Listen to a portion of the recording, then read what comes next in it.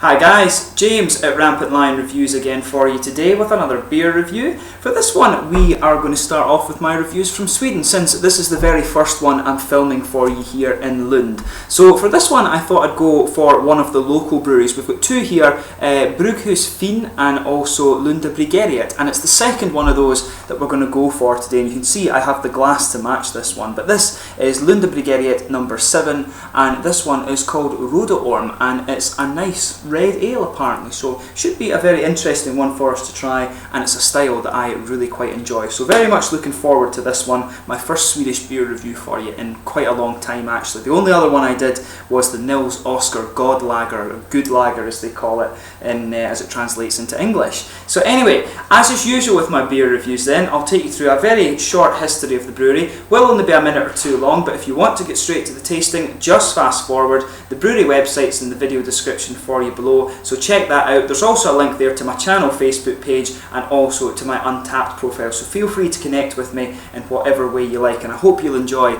these Swedish reviews that I'm going to do for you. But anyway, so to tell you about Lunda Brygerriet, the brewery was founded in 2009 by Bosse Bergenstål and Erik Hansen, and Bosse had actually been home brewing beer since the 1990s, and later his friend Erik, who is a former teacher, said that they should open a brewery together, and of course they decided to do this. But the brewery opened officially in 2009 and the first beer was produced for sale in 2011, and apparently many people have given their time and money to the brewery to help establish it, and they are doing pretty well these days. But now the brewery produces about 50,000 litres of beer per year, and it's run by only 1 or 2 people at the moment, but they are looking to expand it slowly but surely, and they have a good variety of different beer styles available. But interestingly, Bosse actually produces his own malt for the brewery, and there's about 15 different varieties of this as well. So when you try a Lunda beer, you actually are getting something that is a proper kind of Skåne product, if you like, a proper Scania product if you want to say it in English. But just to list the other beers you can get from these guys, you've got the Pilsner,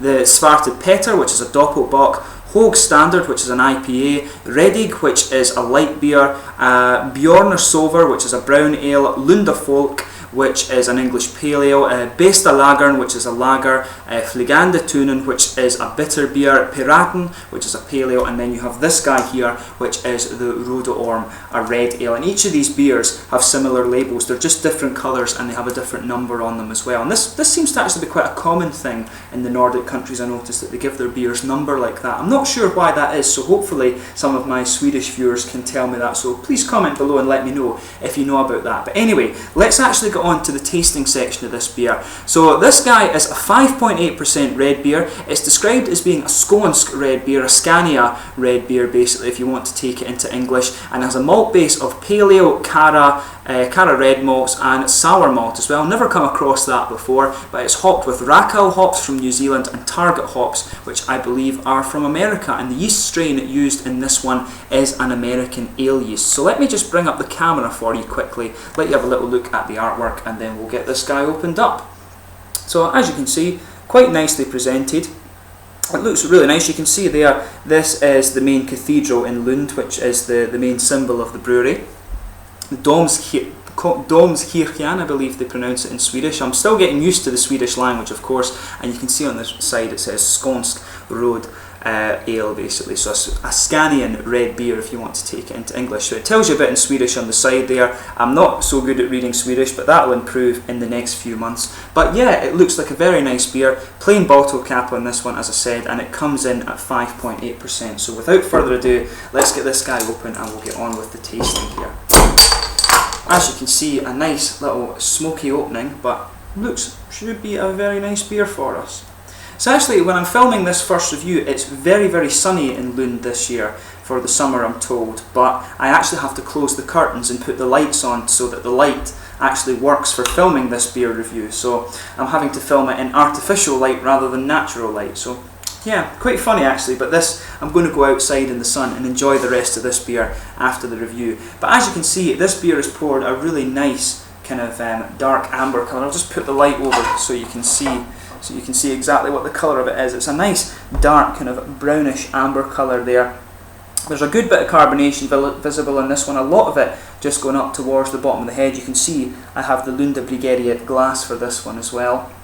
And yeah, a nice kind of half finger of a frothy kind of creamy coloured head there. Not transparent at all. If I put my fingers behind it, you can see that it is quite hazy, but a nice reddy, coppery, dark kind of rich caramel amber colour. This one looks like a very, very nice beer indeed, I have to say. So let's give it a smell and see how we get on with it. Nice, it's got quite a nice sort of toasted, bready malt character, this one. There's a good bit of kind of caramelly malt in there. Nice kind of toasted caramel, I would say. A bit of bready character. Some kind of cereal too. But underneath that you're getting more of the hoppy characteristics. The nose is more of a malt forward nose, I would say. But you can pick up some floral and grassy character from the hops. There's a little bit of earthy hop in there too, I would say. And that is a characteristic of the target hop from what I remember. But the Rakow hops, you usually get a bit of tropical fruit from, and you can pick up a little bit of a kind of apricot-y note in there. You do get a nice little bit of tropical fruit out of these Rakow hops. When I was in New Zealand, there was quite a lot of beers used this Rakow hop, and Riwaka was the other one that was very popular down there, and they are really beautiful beers. And you can definitely pick up a little bit of the kind of sort of apricot-y and slightly peachy tropical fruit aromas in this one, but overall the nose is more kind of malt forward. You can pick up a little bit of pine resin too, and again that's from the, I believe that is from the Rakow hop actually, but the grassy and sort of floral aromatic character you get from this one is more from the target hop. As I say, the nose is more malt forward. You've got some nice caramel and some nice biscuity notes in there as well. But overall, a very malt forward smelling beer, very, very nice. So without further ado, let's get stuck into this one. So this is a Skånsk Red Ale, the number 7 Röde Orm from Lunda Brygerriet in Lund in Skåne in Sverige, Sweden. Skål, as they say here, or Skål I should say.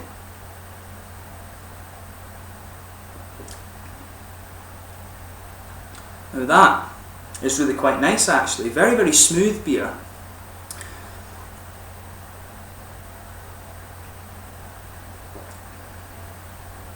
It's interesting that because there's a real balance between the malty flavours and the hoppy characters of the beer. There's a lot of stuff going on in the flavour of this beer, so when you try it, just pay attention to it. And as I always say, just sugar the beer around your mouth and let your whole mouth adjust before you think about the different components of the flavours.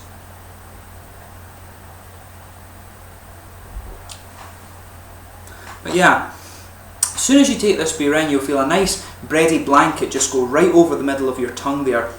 Really quite nice and quite enjoyable there, and you can pick up a little bit of a kind of cereally character to it. It's almost a bit like a kind of brown bready flavour, and that, as I say, just blankets the middle of your tongue.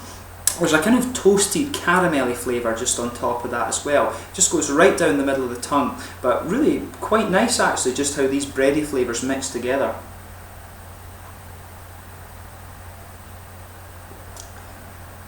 Yeah, the malt base on this beer is really quite interesting. As I say, this nice kind of bready blanket just goes across the middle of your tongue. There's some nice cereally flavours on top of that makes it kind of feel like a brown bread. Then you've got some biscuity caramel malt just goes right down the middle of your palate there. And as you move out towards the edge of the tongue, where you get the hoppy characteristics of the beer, in the very back corners of the palate you can pick up some earthy hop flavours, which is really quite nice actually. That builds a good bridge between this nice bready malt base and the other elements of the hop flavour in this beer. So the earthy hop character at the very back corners of the palate is actually sticking into the aftertaste in this one. Really quite interesting in that regard.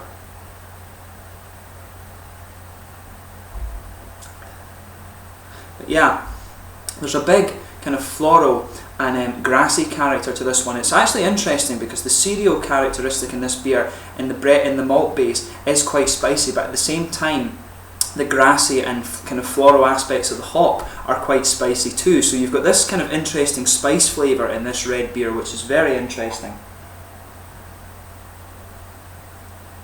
But yeah, around the edges of the tongue there, you're definitely getting this. Overall at the back, as I say, you've got quite a prominent earthy hop character at the very back corners of your palate. As you move a bit further forward, it becomes more grassy and aromatic, and then it's a bit smoother and grassy around the very kind of front curve of your tongue. And you'll feel a little oily bubble behind the very front of the tongue too, and that's where you're getting some of the fruity characteristics of this beer.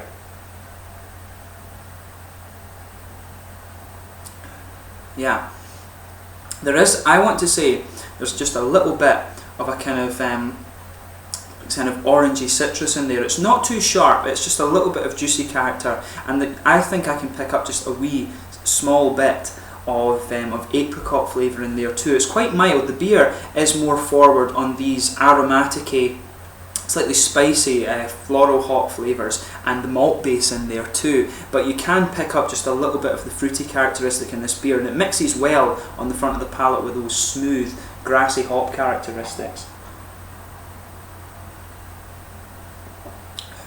And yeah, just pay attention to that little oily bubble behind the front of your tongue there.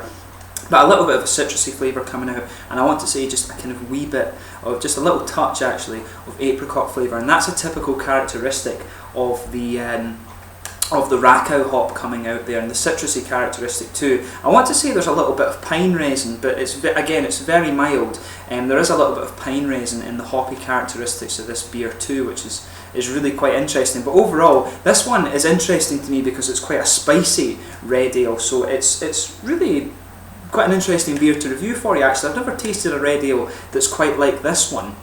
So if you do come across it, definitely give it a go. I'm not sure how widely available it is outside of Sweden. I bought this one in the Systembolaget in next to the train station in Lund, and they bring all their local beers out here, which is quite good, and this one is definitely really quite nice, so give it a go. In terms of the mouthfeel of this one, I would say it definitely mid-bodied. It's got a moderate carbonation to it, and it's slightly oily in the mouthfeel too. And there is a kind of nice underlying malty sweetness, but the most prominent component of the mouthfeel in this one is that definite spicy characteristic.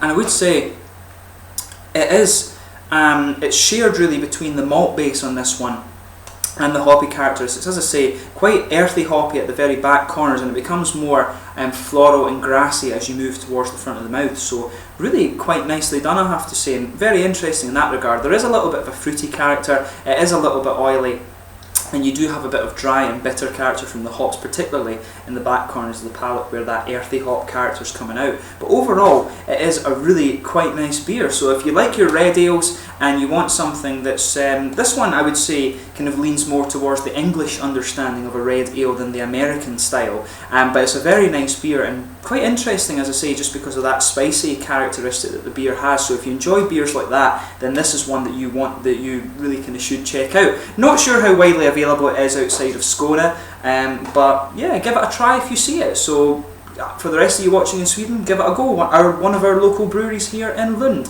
So yeah, I hope you've enjoyed this beer review. It's been really cool to do my first one from Sweden, particularly when it's one of my local ones here in Lund. I'll do one from the other brewery, which is Fin Brugghus. I'll do one of those for you quite soon, but I hope you've enjoyed this beer review. As always, let me know in the comments section below your own thoughts on this beer if you do happen to have tried it before. I always like hearing from you guys. Please like my Facebook page, add me as a friend on Untappd, and in the meantime, until my next review, please like, subscribe, share, all the usual YouTube stuff. Go and check out Lunda Brygerriet, and until my next review, slange for now.